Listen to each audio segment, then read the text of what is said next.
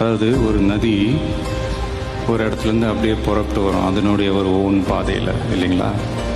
அப்படி வரும்போது ஒரு இடத்துல கொஞ்சம் பேர் கூடி நின்று விளக்குகளை ஏற்றி நதியில் விட்டு வணங்குவாங்க. நதி போய்கிட்டே இருக்கும். இன்னொரு இடத்துல சில பேர் பூக்களை தூவி நதியை வரவேற்பாங்க. நதி போய்கிட்டே இருக்கும். வேற ஒரு இடத்துல சில பேர்,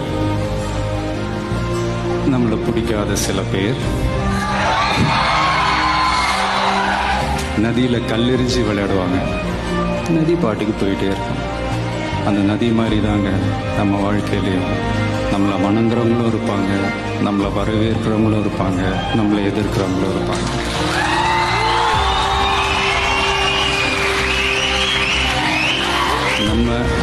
நம்ம வேலை, நம்ம கடமையை செம்மையாக செஞ்சுட்டு அந்த நதி மாதிரியே போய்கிட்டே இருக்கணும். அவ்வளோதாங்க, அவ்வளோதான் மேட்ரு. ரைட்டுங்களா? Kill them with your success, bury them with your smile.